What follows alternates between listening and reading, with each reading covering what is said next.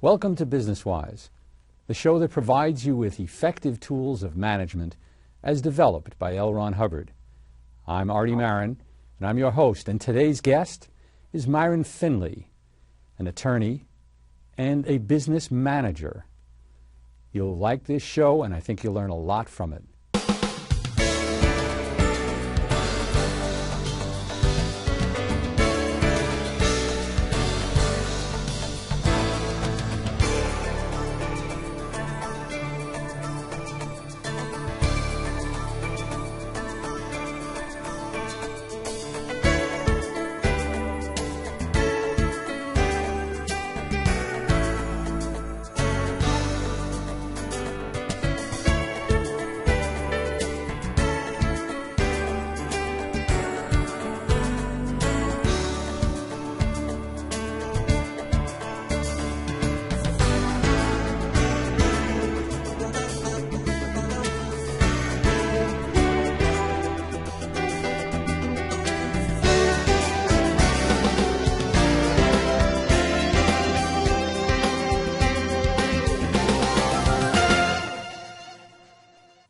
Welcome back, and join me in welcoming our guest, Myron Finley, attorney and business manager.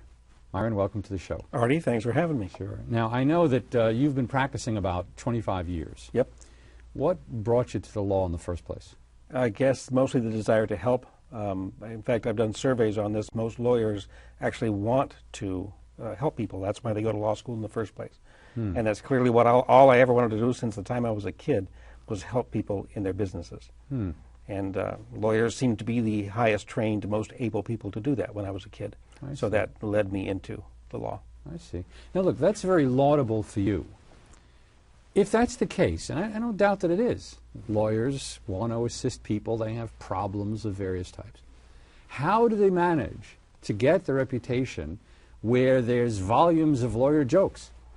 That's actually a fairly interesting thing. Lawyers have a misunderstanding. It's a fairly widely held misunderstanding about what their product is. I know that my product as a lawyer is a client who is out of trouble, out of the courts, out of jail, and has the education, the knowledge to keep him out of courts and out of jail. Whoa, hold on, wait a minute. When you talk about, I know my product. Yes. We know that if you made pens, that's a product. But you're saying that as an attorney, you have a product, intangible as it may be. That's correct. And I gathered from what you just said that the added factor here for you, and I know this came out of your study of the Hubbard management system, that it's not just get him out of trouble and keep him out of trouble, but it's an understanding that goes deeper. Tell me about that. That was intriguing when you said that. That's exactly right. People get into trouble basically because they don't understand what they're getting into for the most part. So not intrinsically bad. That's correct. You won't find many people who set out to get themselves into a lawsuit. Right. And lawsuits, if you don't know, are remarkably expensive. They eat up a lot of time, a lot of attention, and unfortunately in the end are pretty much a crapshoot. You never know how it's going to turn out. Could be for you, could be against you. So it's an enormous expenditure of time and energy and emotional investment to go through a lawsuit. So most people don't do that. They won't go into something like that intentionally. They get into what we call a legally significant relationship of some kind, meaning a contract or some relationship with another person that has legal consequences, without fully understanding what they're getting into. And when you get into something that you don't know what it is, you can often be surprised. And we call that a gotcha, because you suddenly find yourself in something that you thought was going to be very good, and you find out, oh no, it's a complete disaster, and now you have to spend usually 10 times what you would have spent to find out ahead of time what the situation was to get it sorted out. So we have two situations here. One then is the individual business owner, person who tries to do it on their own. Yeah. And they don't really understand. All right, but that's just sort of foolish, really. Let's take the person who knows he's got a problem, went to an attorney. Okay, good. Well, see, many attorneys, and this gets back to your first question, many attorneys don't understand that their product is actually to keep people out of trouble, to keep people experiencing what they wanted to experience when they got into the situation. And so if you don't understand that that's your product, and by the way, most attorneys get paid when there's a dispute, not when it goes well. I see. They think their product is a dispute that is somehow appropriately handled. And so they actually tend to encourage disputes rather than not encourage them. I see. So what you're saying is, in most cases, the attorney thinks his product is somebody who's not in trouble anymore. However, the likelihood is that if they don't fully understand, they're going to get in trouble again later. So Exactly. You're really taking it a step further, and I gather that's from your business background. That's exactly correct, because people, the reason they get into situations that they are a little bit out of their depth in is because they didn't understand from the initial getting into it what it was they were getting into. And I can think of a couple of examples. One is people will make an agreement with someone. It happens all the time, and it'll be either a handshake or sometimes they'll actually write it down or have some lawyer write it down. But I can't tell you how many times a client has come and hired me to prepare a contract for them. I've prepared it for them, and then they just sign it without ever having read it. Or if they do read it, they just glance through it and they don't really understand. What's the matter with that? My attorney, you gave it to me. Okay, what's the matter with that is Yeah. I don't know their deal as well as they know their deal. They know what their own personal situation is. They know what they want to get out of the deal, and I need that input. And in my experience, it's difficult to convince a client how much he has to communicate with his lawyer so that the lawyer really gets what the client is after. See. So I'm going to be penny wise and pound foolish. I don't want to have a lot of clock time with you because it's costing me money. So we'll just do the bare bones and give me a contract, Yes. and that's foolish. That is very foolish. I've done actual research on this. My own clients who have come to me with situations that they got into, and they come to me to help them get out of the situation, and it costs always at least 10 times as much to handle it like that than it would have cost them to first find out in the first place what the situation was so that they would get into it the right way. Okay, makes sense. How do you create that understanding with your clients? Well, it takes communication. Understanding consists of 3 parts. There's affinity, reality, and communication. And affinity is an emotional value. It's how much someone likes or dislikes something. And it can range anywhere from love to hate, and there are a lot of stops in between. Reality is agreement, how much you either agree with or disagree with something. And again, you can have any level of agreement with someone or something. And communication, of course, is like what we're doing now. It's the exchange of ideas between 2 people. Well, those 3 quantities together, affinity plus reality plus communication, actually are the components of understanding. If you've ever known someone that you felt good about, that you really liked, I'll guarantee you found it easy to communicate with them. And you felt it, you were happy to be near them. That was a pleasant thing, not an unpleasant thing. And you'd find you had a lot of agreements with them. You agreed generally about things together. And if someone ever asked you, you would say, yes, I understand that person, or yes, they understand me. And that's the natural thing that happens. When you've got high affinity, high reality, and high communication, you have understanding. I see. So you're applying this. This is, of course, the well-known AARC triangle, or A, R, and C, the first 3 letters, Right. and a triangle that that Hubbard developed, and it's utilized in management situations. You've taken this management tool and applied it to creating understanding with clients, who then, of course, are more confident in going into that contractual relationship. Exactly, and they actually develop, if they put enough communication on the line, they can actually develop a full understanding of what that relationship is and will be, including how they're going to get out of it. Because things always change. Time passes, people's goals change, their situations change, and for whatever reasons they may not want to continue, not because they're upset with one another, but just because they're going different directions. Okay. Well, it's nice to think about that up front and put in some mechanism so that can be done smoothly and easily, and both parties win. Okay, well, this makes sense. Now, you've been involved in the legal arena for 25 years. You've built your own practice. What Hubbard management technology and tools have you used in the building of your own practice? Well, I think the first one really was that AARC triangle, because I began studying Hubbard's technology because I found my clients were not happy paying my bills. Interesting thing. I was So you didn't just blame it on them? I didn't just blame it on them, because there was obviously something wrong. I was helping people out of these nasty situations, and although they paid me for the most part, they were not happy about it. They weren't happy to be in those situations, and they weren't happy about having to pay me to get them out of it. You're getting into something very interesting here, Myron, because you're postulating, or you're saying that a person could be happy paying his bill. Oh, absolutely. And the way that happens is if he actually gets something, and this goes back to your question about a product. Mm-hmm. I have to give someone something that they can hold, that they can take away with them and actually feel they have something, or they will not willingly give up something that they now have, which is their money. So if they feel that they've gotten exchange in abundance, as we put it in the Hubbard system, then they're happy to make that exchange. Exactly right, because they've actually made money through their interaction with me and with my firm. I see. And so then that was a tool or a process that you put into your own practice very early. Oh yeah, very early. It was 1988 when I began looking at this, and by 1989 my entire practice had been completely reworked just to go after exchange in abundance. Interesting. Well, speaking of exchange, the viewers of our show, we have the opportunity of having their time and attention throughout this show, and we like to exchange. As you are aware, we have many different booklets. We do have one on understanding, on this AARC triangle. Exactly. We want to make it available.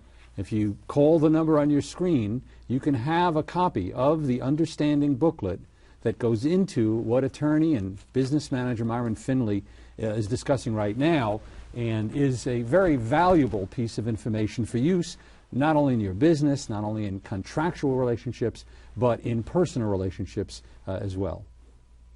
All right, excellent. So then you practiced the law. Then what led you into starting to become a business manager or a consultant? Well, I found that I had been trained in law school to be a lawyer, and that was something that I had been doing for years, and I was pretty comfortable, pretty confident with that. What I found out was I hadn't spent any time, and I mean no time, learning how to run a business, how to manage staff, how to hire the right staff, how to give them raises and all, and just so that it would grow instead of crash. Right. And I found out there was a great deal I didn't know. And so I found fairly quickly the Hubbard management system, and I began studying all this stuff about how to organize any business and actually run it. And there's a lot more technology to do that than I ever imagined I would find. And then you began using that in the business, but then it extended into actually providing it to your clients, as well. That's exactly right. One of the things I learned, I've done a great deal of study, mostly through surveys, of why people get themselves into these horrible legal situations that cost a lot of money and take up their time and attention. And I found that it always traces back to some fundamental principle of management that they didn't know. It's not that they're stupid or that they are intentionally evil or that they're being preyed upon by evil people. It's just that they didn't know something. Interesting. Well, we're going to take up this issue of how people get themselves into trouble and how they can avoid it. The Hubbard management system provides tools that are used all around the world. I believe in nature. I believe in the spirit. I believe in trust. Beauty. I believe in my mom. Strawberry ice cream. Fortune cookies. Chocolate. I believe in The Tooth Fairy. being honest with yourself. I believe in Santa Claus. Aliens, of course. I believe what I want to believe. I believe in myself. I believe in myself.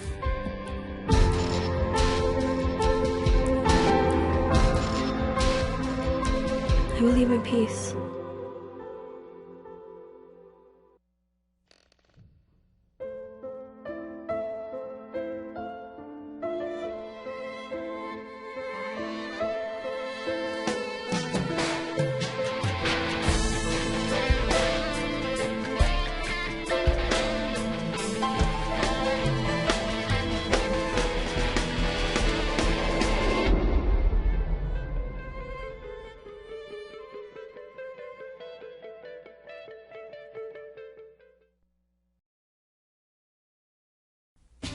Has your child or someone you know been falsely labeled with a mental disorder and given dangerous, mind-altering drugs? If your child has been labeled with ADD, attention deficit disorder, or ADHD, attention deficit hyperactivity disorder, and given psychiatric drugs, there is something you should know. According to leading pediatric medical experts, these psychiatric labels have no scientific basis whatsoever. If you or your child have been abused by psychiatric treatment, call CCHR for help at 1-800-782-2878. Don't wait until it's too late. Call now, 1-800-782-2878. A public service announcement by the Citizens Commission on Human Rights, an international watchdog group. Call 1-800-782-2878 or visit our website, cchr.org. We're back with attorney and business manager Myron Finley. And we were discussing, Myron, the errors that are made in terms of when they go into business and your experience with that bringing you to actually becoming a business manager. How long did you do that? You're still involved in that? Oh, yeah, I still am the managing partner of my law firm. And I don't see any time in the near future when I'll be giving that up. It's something I really love. I like the practice of law, and I like the different approach that we take to it, as I've explained. And the assistance to your clients, I guess, is a very nice transition. They have contractual business problems, legal problems. But during the course of talking to them about legal problems, you discover that they have business structure, financial or otherwise problems. Yeah, exactly. Some problem that a little bit of training, just getting them the information they need, the knowledge to handle that area better, can straighten it out and make their jobs a lot easier, and therefore make mine a lot easier as well. Excellent. Now, I understand you've been given a prominent position as the director of the Business Expansion Club, which, as I understand it, also provides a program, in essence, a mentoring program, a training program, called the Model of Administrative Know-How. I see you have the manual. Is that a workbook that is given as well to? This is our workbook, and people who are in the program get a copy of this workbook. It's pretty hefty. It's pretty hefty. There's a lot of information in here. It's a very practical book. There are lots of practicals that need to be done, because this program is not just about studying something. It's about learning it and learning to apply it. So in the process of going through that, people, for example, establish their own organizing board, which is a graphic display that shows the entire structure of their organization, who takes orders from whom, how products flow through the organization from the beginning to the end. It's a wonderful tool, and this booklet, and as people use it, they develop their own, for their own organization, an organizing board that has all of their staff on it, showing where they all fit into the overall whole. I see. So this is a compilation of key management materials from L. Ron Hubbard. Correct. And then the mentoring, the people who are involved in this, they show up at a seminar, a workshop on a regular basis? Exactly. We have workshops nearly every Saturday. We occasionally skip a Saturday because there are holidays and such that interfere, but generally every Saturday morning from 9 o'clock until noon, we have a workshop that takes up just one of the 6 points of the Model of Administrative Know-How program.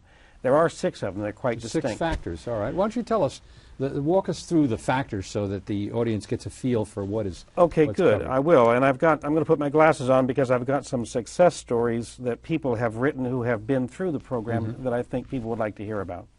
The first step of the Model of Admin Know-How program is the organizing board, as I've just described.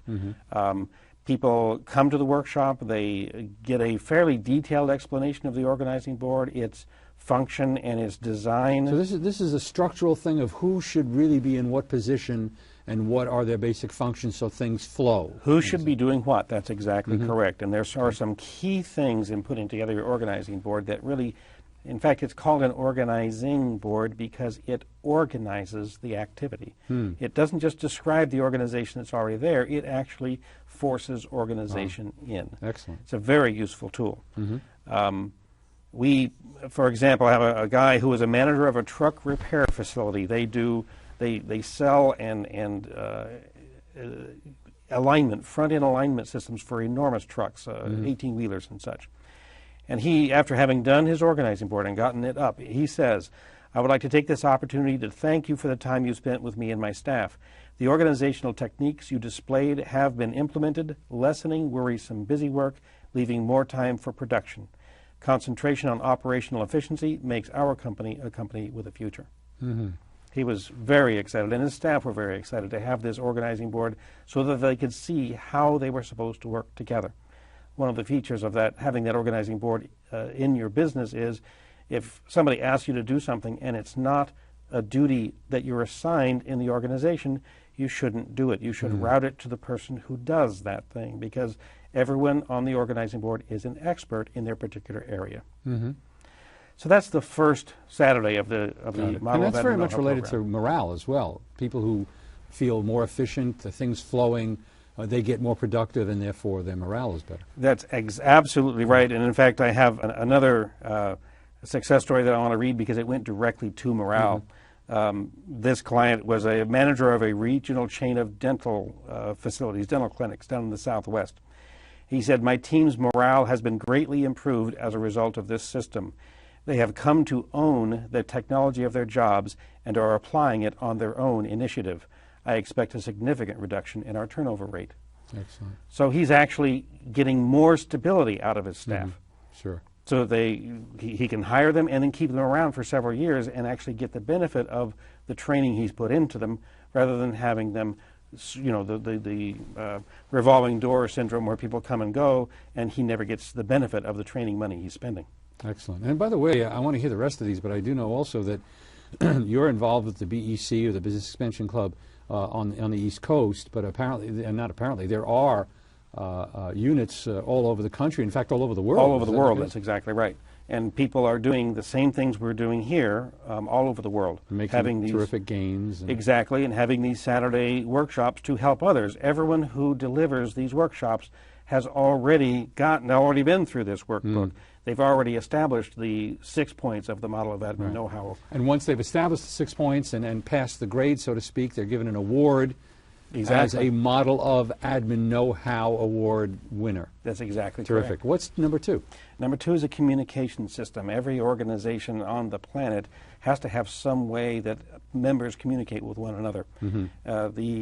I guess the classic and I think incorrect model that was used in this country was sort of the hey you approach, where if you had something to communicate to someone, you would just walk over to their area and say hey and start, and interrupt them. And that's the problem, is that people aren't sitting there waiting for you to come communicate. They're sitting there doing something. So you come, you interrupt them, and then it takes a while for them to, you know, and this happens all the time. People will say, wait a minute, start over, I wasn't paying attention. And so a lot of time is wasted with that kind of thing. And in fact, the estimate is somewhere in the nature of 2/3 of the time people spend at work is spent on inefficiencies of that kind. So they're actually given and helped to implement a complete communication system. A complete communication system, so that everyone has an in basket and a pending basket and an out basket. And if if there's something they haven't looked at yet, it sits in their in basket until they look at it. Great. And number 3? Number 3 is management by statistics, and this is probably one of my favorites of the points in the Models of Admin Know-How Award program. I want to read you a success story, and this sums up why I'm so positive about this. This is from a guy named Doug Cash. He's the chief operating officer of a nationwide chain of health clubs, and he said, "It has been my experience that everything touched by this management system gets better." Terrific. Yeah, and that's what I've observed. They can track and they can see how they're doing. That's What's number 4? Number 4 is staff training. If you want to be a model of administrative know-how, you have to be training yourself and your staff so that there is continual improvement in the workplace. And that it's a fairly simple thing, but you just have to recognize the need for the training and then put a program in so that people can get the information. So there's a technology that teaches them how to do that. That's exactly correct. 5? 5 is solvency. Before I went to law school, I was an accountant, and I really understood what solvency is about and how important it is. With this program, there is a simple way to get your company solvent, meaning you'll have more assets than you have liabilities, more income than you have expenses. Terrific. So you can take them from whatever situation they're in and move them into a solid solvency, or even better than that. That's exactly right, and it's a simple, easy process. It's not something that you don't have to break the bank to do it. Terrific. You just follow the program. Great. And a library. Every business. So number 6 is the library itself. Number 6, exactly. Every business should have a library of administrative technology, so that if there's a question that needs to be answered, you can actually go to the books and look up the answer. This is the point that I resisted the most when I went through this program myself. I didn't want a library because I couldn't see any need for it.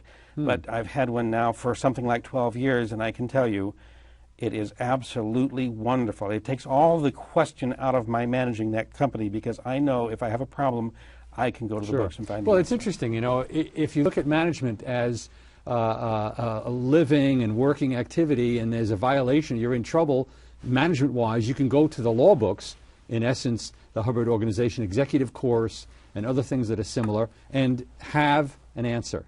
Exactly correct. Let me again remind our viewers that you can call the number on the screen and get your booklet so that you too can learn about the AARC Triangle, about understanding, and more information about the Hubbard Management System itself.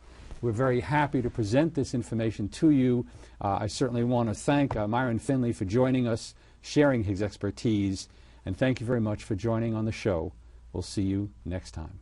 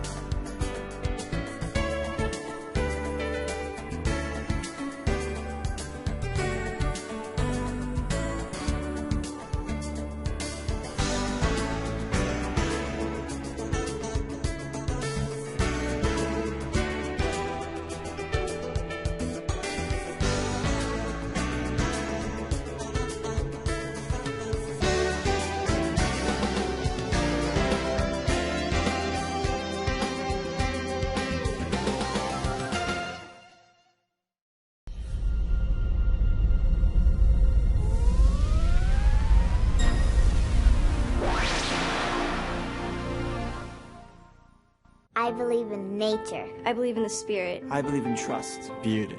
I believe in my mom. Strawberry ice cream. Fortune cookies. Chocolate. I believe in The Tooth Fairy. being honest with yourself. I believe in Santa Claus. Aliens, of course. I believe what I want to believe. I believe in myself. I believe in myself.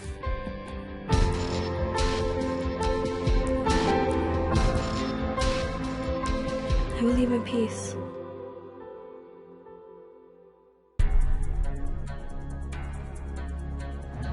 Everyone has the right to life, liberty, and security of person. Everyone has the right to freedom of opinion and expression. This right includes the freedom To hold opinions without interference. No one shall be subjected to arbitrary interference with his privacy, family, home, or correspondence, nor to attacks upon his honor and reputation. Everyone has the right to freedom of thought, conscience, and religion. This right includes the freedom to change his religion or belief. All human beings are born free and equal in dignity and rights. They are endowed with reason and conscience and should act towards one another in a spirit of brotherhood. You can make a difference. Urge the world's governments to fully implement the Universal Declaration of Human Rights.